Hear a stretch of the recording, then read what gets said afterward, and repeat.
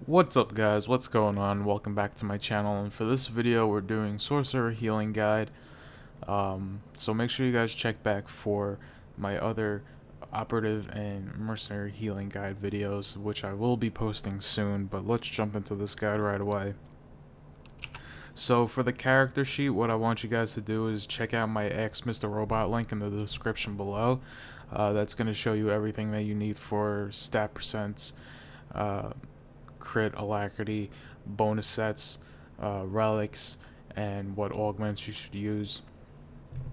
But before you check that out, I just want to make two quick notes. You'll notice that I only have one item with crit, and that's an earpiece. I suggest having an earpiece or an implant with the secondary stat being crit, just because sorcerers, sorc healers benefit a lot more from power than they do with crit. So that's reason number one. And reason number two is I found stacking one item, an earpiece or an implant, and having your crit percent just over 25% or 26%, you're going to crit a little bit more on your intervays, which is going to help out a lot. So I suggest having at least an implant or an earpiece with crit. So go check out the AMR link and come back to the video. For my skill tree, I do 3772. Now I always suggest in all my videos follow my skill points as closely as possible. The only skill point you can play around with here is reverse corruptions. You can do that, or reverse speed. Now depending on a boss fight, you actually might want to switch it up with corrupt speed, but other than that, it's personal preference. So let's jump into the main part of the guide, the healing guide. Now, if you've seen my DPS guides, I usually explain a rotation and then I follow it up with a demonstration. Here with healing, you really can't do that because healers don't have a set rotation. They have priorities in a healing raid. And as a sorcerer, your priority is a raid healer. Now your tank healers are operatives and mercenaries, but they're also good raid healers. Sorcerers, they're good tank healers, but they don't have as many burst healing abilities as an operative or a mercenary does. They have more raid healing abilities, so you want to check that in mind when you're picking out your healer. So what I'm gonna do here is basically go through the abilities, what you should know and what you want to do, and maybe some like little tips and tricks on what I do when I'm healing in a raid. So I'm gonna go through my abilities and just pretty much explain and maybe show how I heal in a raid. So Resurgence is a hot.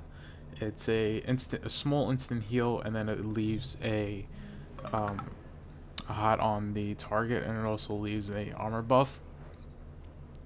So I usually try to keep these on tanks or myself, but I usually try to keep it on the main tank at the time. It also gives you that force bending buff, which you want to use for pretty much two different abilities. I try to not use it on Dark Infusion because I usually want to keep it on. I usually want to use the force bending buff on Innervate or my AoE heal. Do not ask me to pronounce it. I can't pronounce it for the life of me. But yeah, you want to use your force bending buff every time, absolutely, on Innervate, because it will increase the crit percentage of each tick by 25%. And for your AoE heal, it's going to reduce its force cost by 30%. Since its cost is 91, you kind of want make sure you have your force bending buff up for it. Dark Infusion, I really don't worry too much about having the force bending buff up for it. So yeah, that's pretty much it for the force bending buff. Your instant heal, obviously you can only use that on yourself. When I'm taking damage and I want to heal myself, I either use 3 different abilities. I either use the hot on myself, like I mentioned earlier, obviously your instant heal, self heal, or I'll put my static barrier on myself, and that's also going to heal myself. Also too, you can obviously set down your AoE heal and stand in it and heal yourself that way. I try not to ever use my channeled heal or my dark infusion on myself. I want to keep those for my teammates and my tanks. Now, there's one other heal ability, Dark Heal. Most healers don't even have this on their bar. I just have it on my bar for shits and giggles, but I never ever use it in a operations, a group operation. Pretty much for PvE, you never ever want to use Dark Heal. It causes too much, and it heals for very little. So I highly recommend never using Dark Heal in a raid as a sorcerer. Let's see, Recklessness. Now for this ability, I usually pop my Recklessness when I'm like in an oh shit moment, and I'll use 2 Dark Infusions in a row and try to get 2 nice big crits off in a row. You don't want to really use it with any other ability. It will make your Resurgence crit automatically, but it's a small heal, and I don't suggest using it on that. Like I said, I only recommend using your Recklessness on Dark Infusion only. Now for the buff that you get when you crit on an Innervate, was it Force Surge? Let me get a few of these going here. Yeah, you got one going. So what that does is that stacks up 3 times, and on your 3rd stack, it's gonna give you an instant cast on your AoE heal. Let me try to get 3. There we go. So there you go. You got an instant cast on your AoE heal. But you also want to keep in mind on your force, because the force surge buff is going to allow you to use consumption without getting a debuff put on yourself, and the debuff, it's going to reduce your force regeneration by 25%. It stacks up 4 times. So you definitely want to, you know, manage your force with your force surge buff with consumption.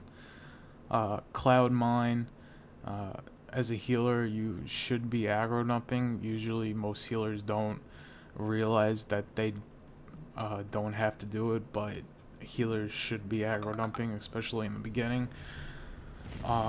Or anytime you're, you know, healing your ass off, healers definitely should be aggro dumping. But that's pretty much it for a Sorc healer. The only thing I can recommend as a healer or any healer is in your operation frames, move up your debuff scale so you can see any kind of debuffs on teammates, so you can cleanse them off right away. But other than that, that's pretty much it. There is one other ability, the pull ability. You can pull a teammate to you right away as a sorcerer and reduce its threat. You kind of don't want to use that in raids, because you will piss off snipers or mercenaries, or melees. If you're smart and you know how to use it, you can go ahead but I keep away from it. I really don't like using it because nobody should be pulling aggro in a raid. Everybody should know how to use their aggro dumps, especially healers. Make sure, you know, if you're a healer, make sure you're aggro dumping.